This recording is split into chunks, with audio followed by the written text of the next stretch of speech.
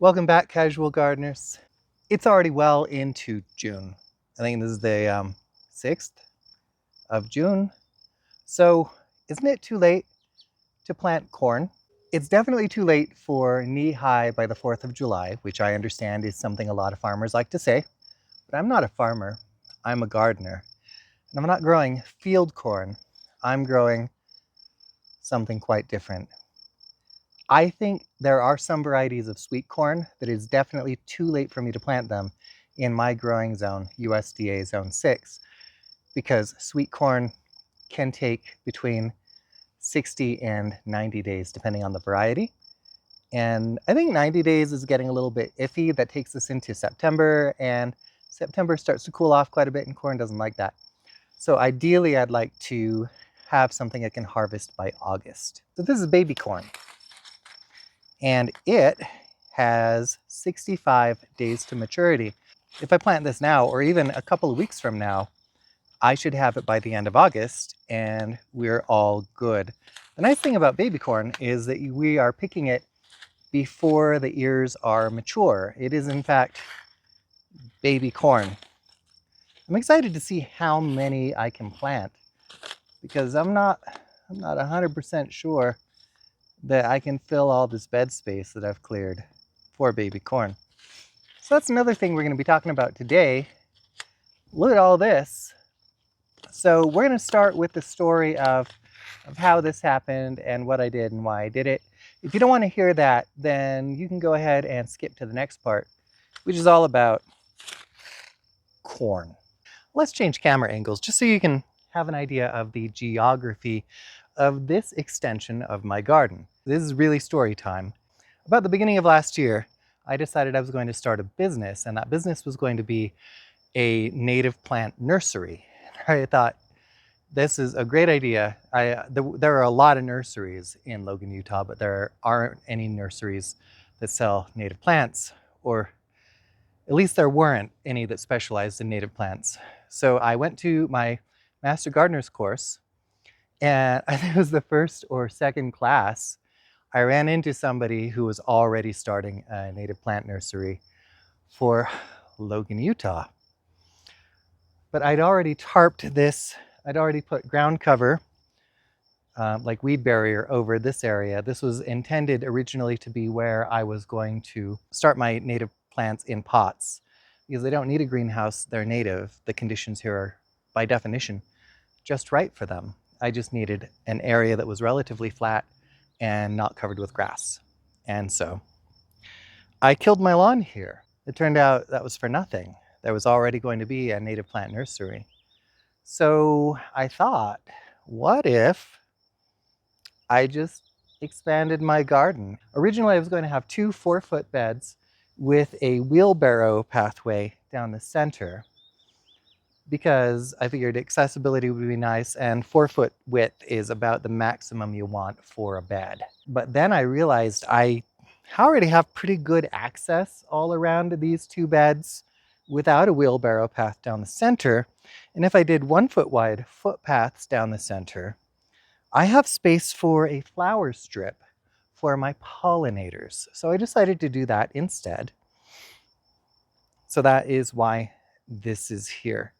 Now, another thing that made this task really difficult is I decided I did not want to get rid of the sod that I cut to make these beds. I decided I would rather incorporate the sod into my beds. The reason it's so important to me to incorporate the sod into my beds instead of discarding it and starting with clean soil is that I have clay soil, and organic material is what makes clay soil good for growing food. So if I'm taking all of my organic material out and just tossing it, I've pretty much decided that I'd rather not have that material in my soil, and that felt stupid to me. However, as I was breaking up the sod to incorporate it into the soil here, I realized that that's stupid too. There's no good solution to that. So let's talk about this baby corn. Baby corn is actually not a kind of sweet corn. It's just a little bit sweeter because we we pick it before it has time to build up a lot of starches, which is also why it has only 65 days to maturity. You always want to plant any kind of corn at least 1 inch deep. 1.5 inches is probably better. If you don't plant your corn deeply enough, you may find that it does a thing called lodging, which is just a word that farmers use to describe falling over. Corn requires warm soil to germinate. So the fact that I've waited this long to put in my corn, coupled with the fact that it has so few days to harvest from when I plant it, is actually a benefit to me. It means that it's going to germinate a little bit better, a little bit faster, because it already has that warm soil. So you need a minimum soil temperature of 65 degrees Fahrenheit. Right now, nighttime temperatures are still dropping down into the 40s here in Logan, Utah, even though we're well into June. So it doesn't hurt to wait a little bit. And I have already amended it with a cow manure compost blend to add even more nutrient and organic matter, because corn is a hungry crop. We're going to see if I can get away with just that one fertilization, because I mean, it's baby corn. How much energy should it need, right? But with all the dead lawn in here decomposing, plus I added about a 1/2 inch of compost all over the whole thing, that should be enough. And if it's not, I'll feed it again. I got some blood meal, we're good. You want to put about 6 to 8 inches between your baby corn plants. So you can go a little bit closer than with like field corn or standard sweet corn, which is good news. These will grow 4 or 5 feet tall, and I'm going to look at getting about 3 or 4 ears per plant. So not a lot. I'm also going to allow some of it to fully mature so that I can have seed for next year. Either I'm going to enjoy my baby corn and I'm going to want to grow it next year, or I can share it with somebody else. But we're going to plan for a best case scenario, because it's actually really expensive. It cost me like 15 bucks plus shipping for these baby corn seeds. So the only way this is really going to end up saving me any money is if I actually do save seeds and plant again next year. But if this is for fun, this is fun, we're having fun. So I've already kind of marked out some lines, some troughs this way across the soil. You want to plant your corn in blocks because it is wind pollinated. So if you do like a single row of corn, and your wind comes from the wrong direction, your prevailing wind is perpendicular to your row, or at a right angle, as regular people say, you're just going to blow all your pollen away and get no fertilized corn tassels. And it's going to suck for you, man.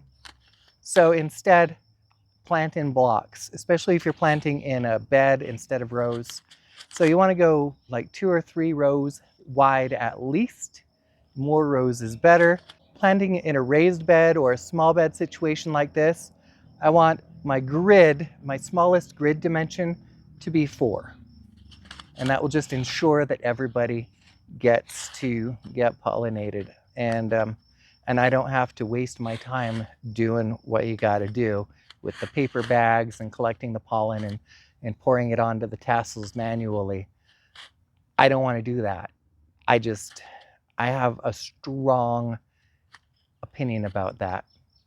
Good news is this is going to germinate in about 4 to 7 days. So I should see my baby corn pretty quickly and know how well it came up.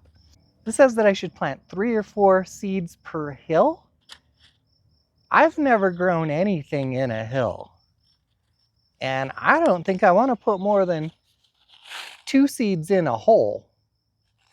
So we're not going to follow that direction. And I'm just going to stagger these at 1-week intervals. So you'll notice some stakes while I'm planting when I change the camera angle.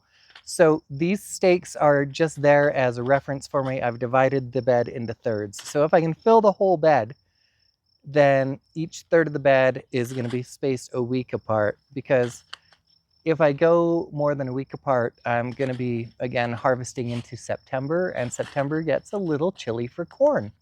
I don't want to deal with that.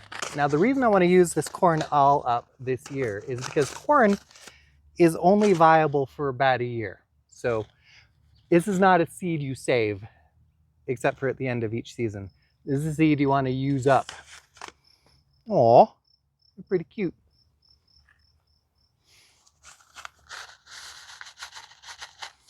These have been allowed to mature, so they're actually not a lot smaller than regular corn.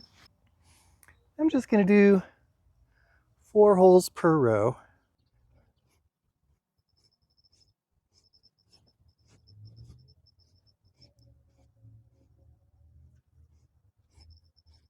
Okay, that's a lie. I'm going to do 5.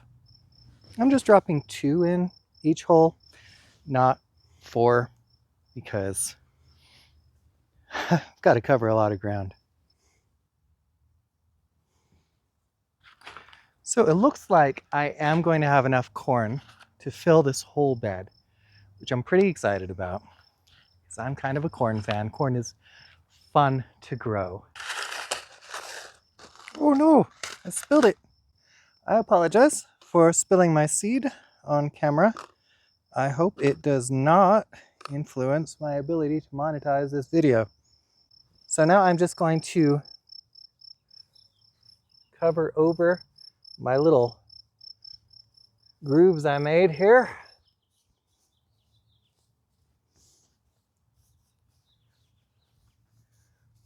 Up to this handy dandy stake that tells me when I've gone too far. And I'm just going to make sure I water these guys about daily until I see germination. And I'm going to back off on that because if you overwater your corn, bad things could happen. So I'm just maintaining some moisture until we get germination. It should be just fine because I've got this clay soil, and as much as people love to complain about clay soil, I got to tell you, it is a little bit amazing for moisture retention. Give my flowers a little drink too. I just planted all of them. I didn't finish this project until yesterday. It was all consuming for 3 days. It would have gone a lot faster, but I hit an irrigation line with my shovel while I was edging where the bricks are, and that meant I had to do a irrigation line repair. And I'm not a professional plumber. I know sometimes I'll bend over and you might be like, that man's built like a professional plumber. But I actually don't know a lot about plumbing. So it was a giant pain in the plumber crack to fix that irrigation line. Did not enjoy it.